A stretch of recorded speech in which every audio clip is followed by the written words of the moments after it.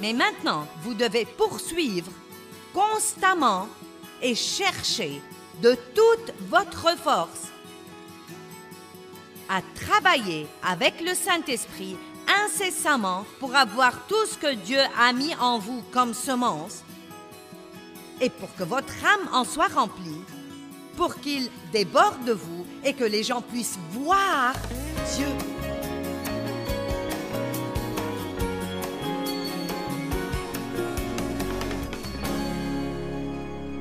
Combien d'entre vous veulent être comme Jésus?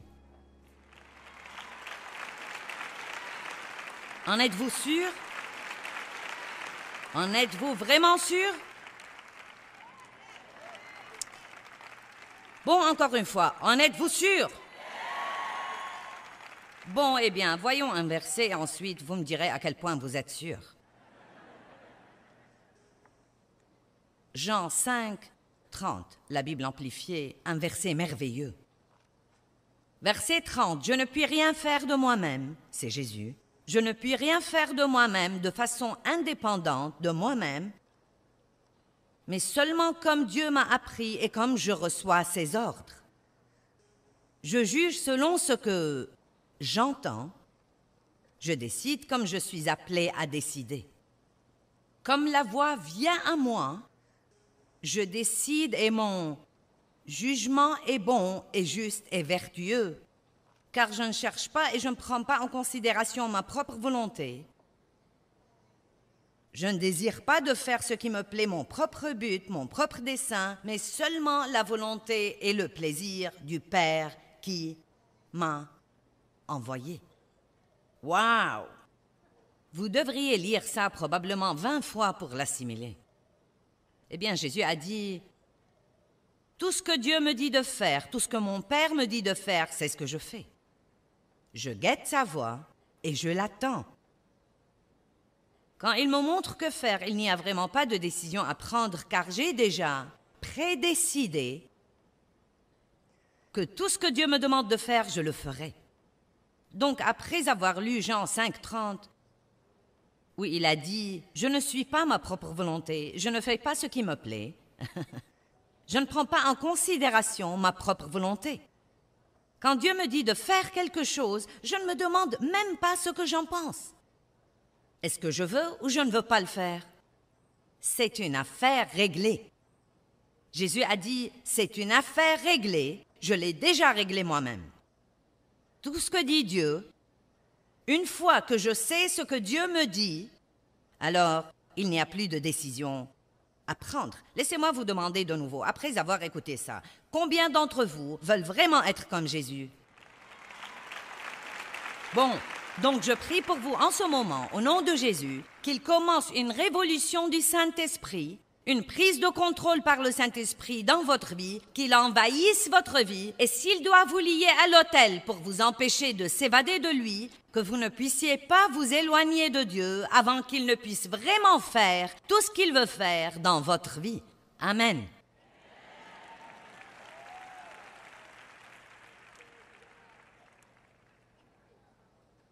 « 1 Pierre, chapitre 1, verset 2.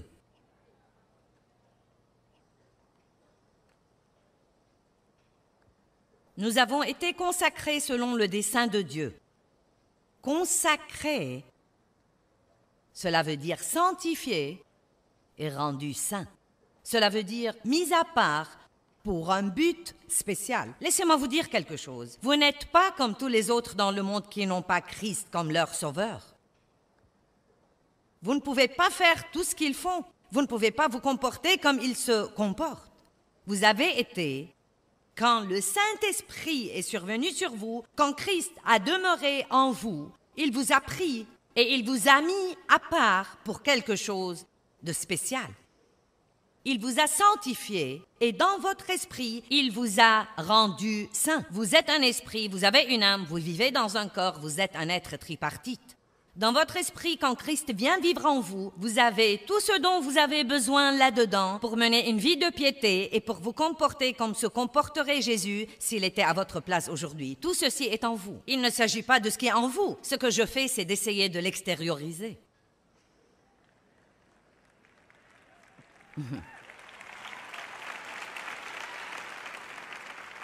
Philippiens 2,13. Travaillez à votre salut. Cela ne veut pas dire travailler pour le salut. Nous savons que nous sommes sauvés par la grâce seule. C'est par la faveur imméritée de Dieu que nos péchés nous sont pardonnés.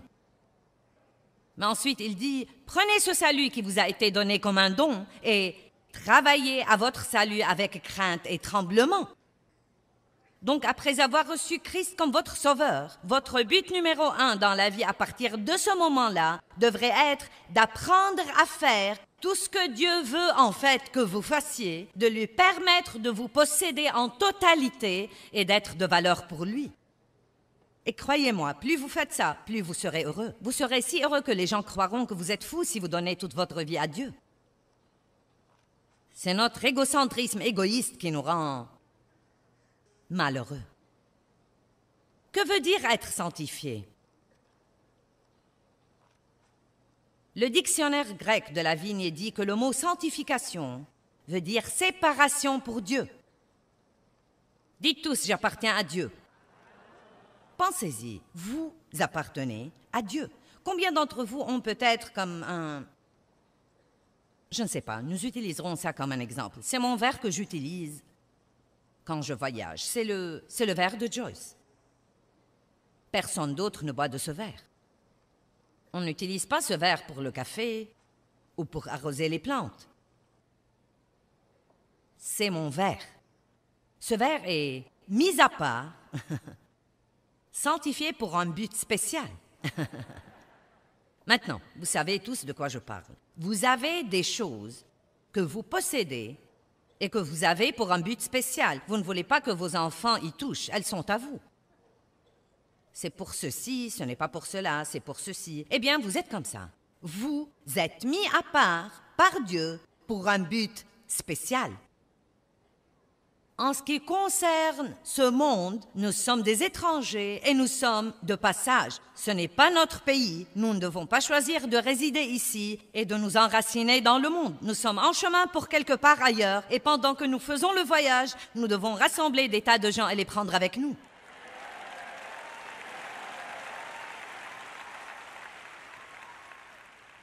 Avez-vous idée de la longueur de l'éternité? Non, mais même si vous vivez jusqu'à l'âge de 100 ans, et très peu de gens vivent autant, mais mettons que vous viviez jusqu'à l'âge de 100 ans, ce n'est absolument rien par rapport à l'éternité. Ce n'est rien, ce n'est rien. Et même si vous deviez abandonner quelques trucs que vous aimeriez mieux ne pas abandonner, et alors, si nous faisons ce que Dieu nous demande de faire maintenant, nous pouvons être de valeur pour lui. Nous aurons la paix et la joie et nous serons vraiment prêts à passer l'éternité en sa présence. Ne vivez pas votre vie comme si c'était tout ce que vous avez. Vous vivrez pour l'éternité. Vous êtes un être éternel. Et peut-être que vous n'y pensez pas assez, je ne sais pas. Mis à part pour un but spécial et apprenant à vivre la vie qui convient à ceux qui sont si séparés. Séparés d'avec les mauvaises choses et les mauvaises voies. C'est mis à notre disposition par la foi en Jésus-Christ et c'est la volonté de Dieu pour le croyant.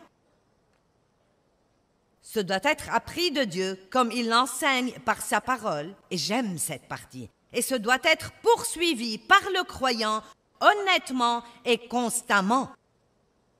J'aime ça. Donc, je suis rendu saint.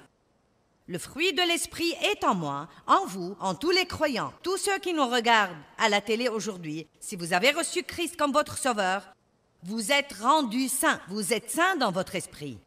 Vous êtes saints. Vous êtes un saint, vous êtes rempli du fruit de l'esprit, vous avez l'amour, la joie, la paix, la patience, la bienveillance, la bonté. Vous dites, où est tout ça? C'est en vous, au tréfonds de votre être. Vous voyez, Dieu a dû nous nettoyer à l'intérieur et nous sanctifier avant de pouvoir demeurer en nous, parce qu'il ne peut être nulle part où ce n'est pas saint. Qui comprend ça? Dieu et le péché, ça ne marche pas. Donc, s'il va vivre dans notre esprit, il doit le nettoyer et le rendre un bon endroit pour lui. Combien d'entre vous croient que Dieu vit en vous? Bon, donc, vous êtes saints. À l'intérieur, vous êtes saints. Mais maintenant, vous devez poursuivre constamment et chercher de toute votre force à travailler avec le Saint-Esprit incessamment pour avoir tout ce que Dieu a mis en vous comme semence et pour que votre âme en soit remplie, pour qu'il déborde de vous et que les gens puissent voir Dieu.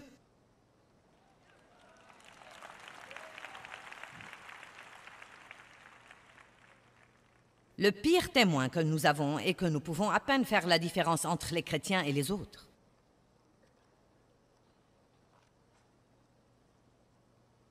Et nous ne devrions pas penser que les gens nous reconnaîtront parce que nous avons une croix autour du cou. Je ne prête aucune attention à ce genre de truc.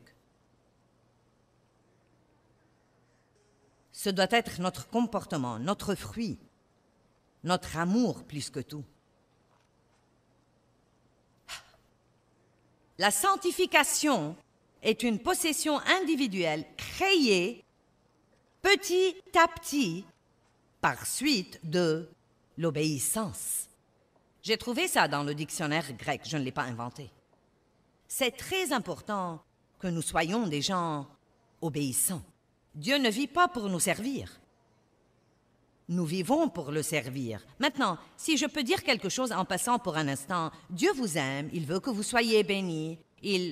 La Bible dit, « Fais du Seigneur tes délices et il te donnera ce que ton cœur désire. » Dieu veut que vous ayez de belles choses.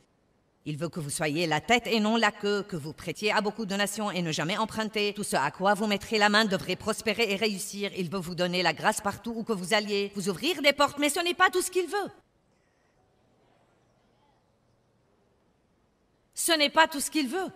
Il veut que vous soyez soumis, engagés, sur l'autel, prêts à faire ce qu'il veut que vous fassiez tous les jours de votre vie. Vous devez arrêter de vivre pour le but d'essayer d'amener Dieu à vous donner ce que vous voulez.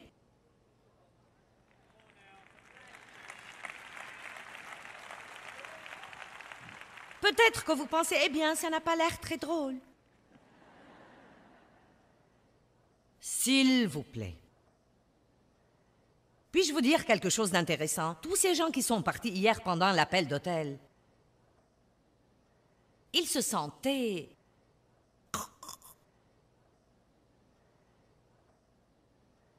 Peut-être que certains d'entre eux ne se sentent toujours pas bien aujourd'hui. Où est ma joie? Je suis allé à cette conférence, je suis même pas heureux.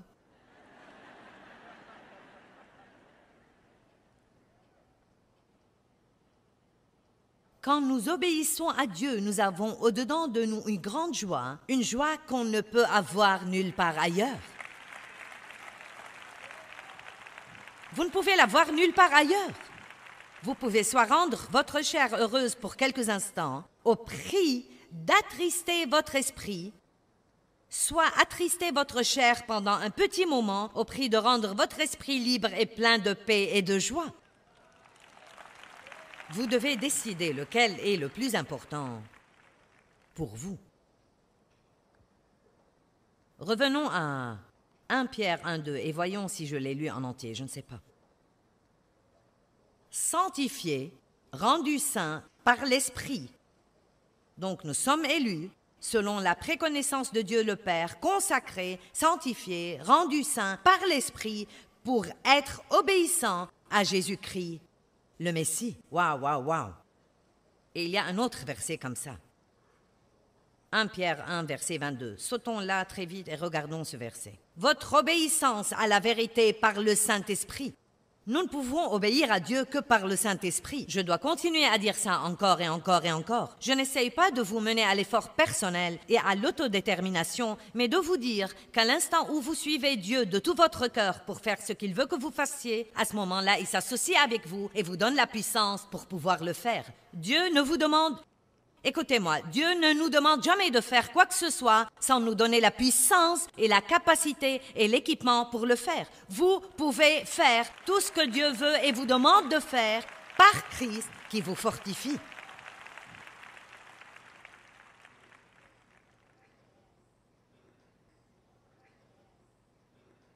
Maintenant, je vais prendre le taureau par les cornes ici. Nous allons voir à quel point vous êtes spirituel à Hershey. Je vais vous dire d'avance que je suis sur le point de marcher sur les pieds de certains. Donc, n'allez pas éteindre votre télévision. Écoutez-moi jusqu'au bout. 1 Thessaloniciens 4.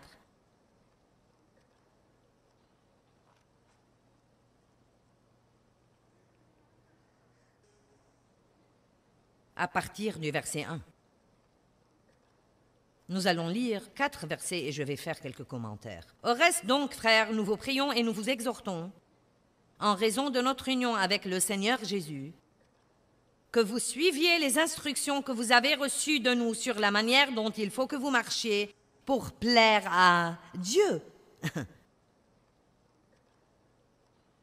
Comme aussi vous marchez, et que vous y abondiez de plus en plus, atteignant une plus grande perfection en vivant cette vie. Donc Paul disait, écoutez, vous allez bien, mais je veux vous pousser à un autre niveau.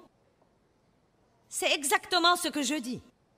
Vous n'êtes pas une bande d'ignorants spirituels. Vous n'auriez pas pris un samedi matin pour être dans cette conférence si vous n'aimiez vraiment pas le Seigneur. Certains d'entre vous marchent probablement dans beaucoup d'obéissance dans votre vie, sauf ceux qui sont partis hier. Et je sais que certains d'entre vous sont revenus aujourd'hui et je n'ai pas l'intention de vous blesser.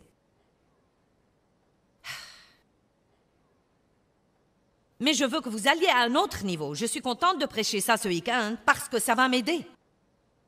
Je suis si contente que Dieu m'ait appelée à prêcher parce que je dois étudier pour le faire et cela me garde dans la parole tout le temps et me garde. Bon, revenons à ces versets. Car vous savez quel commandement nous vous avons donné par l'autorité et l'inspiration du Seigneur Jésus. Car c'est ici la volonté de Dieu que vous soyez consacrés, séparés et mis à part pour une vie pure et sainte, et que vous vous absteniez du vice sexuel. Maintenant, nous allons parler de sexe pour un instant.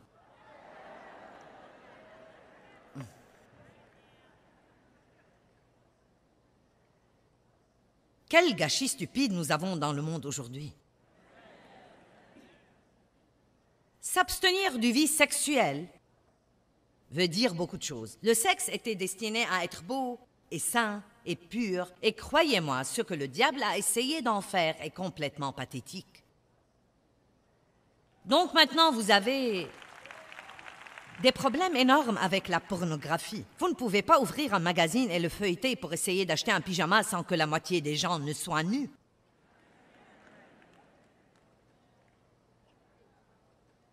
Tant de gens vivent ensemble maintenant avant de se marier. Ils croient que ce n'est pas un problème. Ils rationalisent. Nous ferions aussi bien de voir si ça va marcher avant de nous marier. Après tout, ce n'est qu'une feuille de papier. Le mariage était censé être beaucoup plus qu'une feuille de papier. C'était un engagement profond. Et peut-être que nous devons savoir beaucoup plus sur la personne que nous épouserons avant de donner notre consentement. Certains se marient et ne savent même pas ce que pense l'autre de l'argent, ou bien d'avoir des enfants, ou... C'est juste un truc tellement émotionnel, et tout à coup, vous savez, ils se marient, et puis... Prenez votre temps avec les trucs, ne soyez pas pressés. Très peu de gens maintenant ne couchent pas ensemble avant de se marier. Et vous savez quoi? À dire vrai, je préfère faire quelque chose d'autre que ça. Je fais ça parce que je crois de tout mon cœur que Dieu veut que je le fasse. Quelqu'un doit parler franchement et dire « Ce n'est pas la volonté de Dieu et nous souffrons à cause de ça. Non pas que Dieu arrêtera de nous aimer. » Oui, nous pouvons être pardonnés. Mais une fois que nous savons ce qu'il faut faire et que nous continuons à ne pas le faire, il y a quelque chose qui ne va pas si quelqu'un croit qu'il peut continuer à faire ce qu'il sait qu'il ne faut pas faire parce qu'après tout, la grâce de Dieu est disponible. Dieu comprend. Croyez-moi, Dieu ne comprend pas que c'est le 21e siècle et qu'il n'y a pas de mal à faire ça parce que tout le monde le fait. Vous savez, nous ne sommes pas comme tous les autres. Nous sommes sanctifiés, séparés, mis à part pour un but spécial.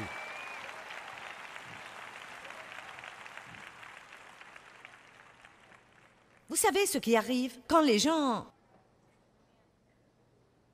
couchent ensemble avant le bon moment? Ils retirent toute la beauté et tout l'émerveillement. Personne n'attend plus rien avec impatience désormais parce que personne n'attend rien. Nous avons un problème dans notre société avec la satisfaction instantanée. Tout le monde veut avoir ce qu'il veut et il le veut tout de suite. S'il ne peut pas se le permettre, il le paye par carte de crédit. Il n'y a pas une attente des choses, une attente impatiente des choses, un désir pour les choses, une planification pour les choses, une économie pour les choses, une discipline pour les choses.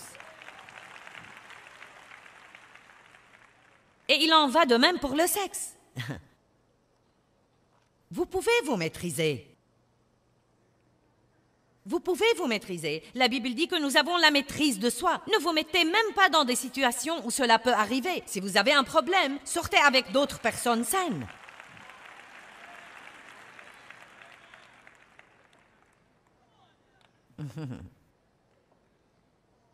Et vous savez quoi? Je sais déjà...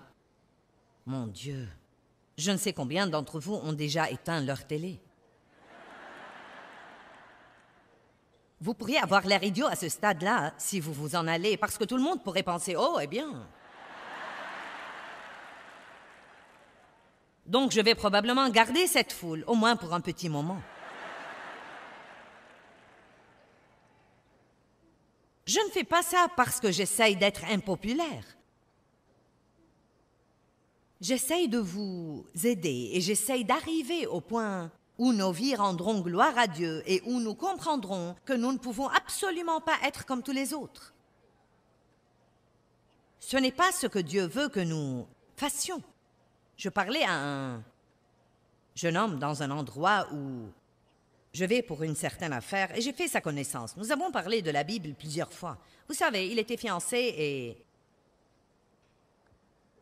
Je ne savais pas si lui et sa petite amie vivaient ensemble, mais je me le demandais. Eh bien, effectivement, j'ai appris, oui, ils vivaient ensemble. Donc, vous savez, nous parlions de la Bible et il vivait avec sa petite amie. Et il allait à l'étude de la Bible. Et je vous promets qu'il ne faisait pas lit à part. Donc, il se marie. Je lui dis, que penses-tu de la vie conjugale? Et il dit, elle n'est pas différente de ce qu'elle ne l'était avant. Maintenant, pas de surprise, pas d'émerveillement, pas de beauté, pas de signification, car personne n'a rien attendu. Ce n'était même pas spécial. Pas du tout, même pas spécial. J'ai reçu le docteur Ravi Zacharias la semaine passée pour enregistrer des émissions avec moi. Et il a dit qu'une des 4 choses dont les gens ont besoin pour être spirituellement sains, c'est l'émerveillement. Nous devons retarder la satisfaction et nous devons attendre les choses et nous devons faire les choses à la façon de Dieu. Et vous savez, une partie de la télévision aujourd'hui est si stupide. C'est au-delà de... Non mais c'est vraiment au-delà de... Je ne sais même pas dire à quel point c'est stupide. Arrêtons de laisser le monde nous dicter les choses et nous instruire et soyons assez saints pour instruire nous-mêmes le monde.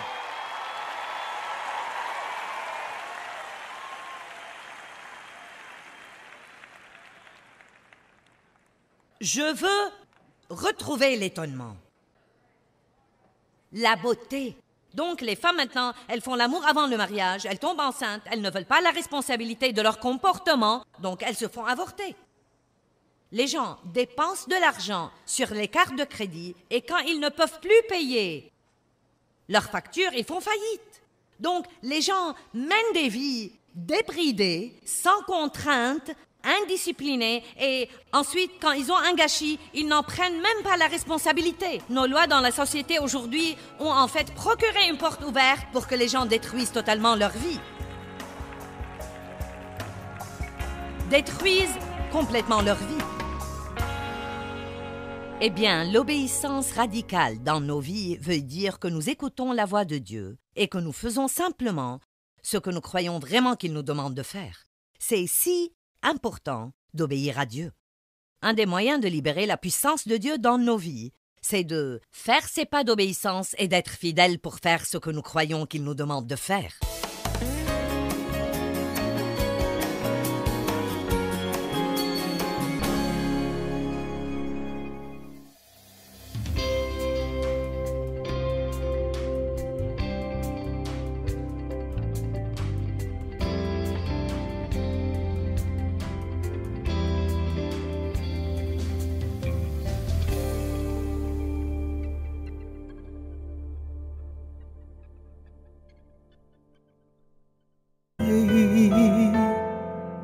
anh khóc người hỡi.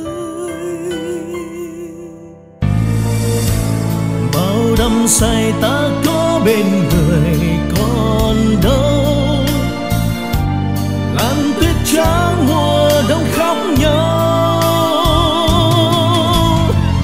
nhìn từng con phố ngày xưa vắng lặng, nhìn làn tuyết trắng buồn sẽ có quay. Ngày xưa ấy một lần lầm lỡ, thế nhưng lại đau vì ta mất nhau.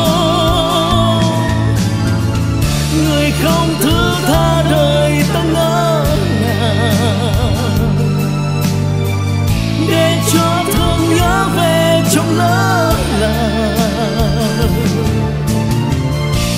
Ngày ta xa một ngày mùa đông, tuyết rơi lạnh cóng, xót xa hồi mong.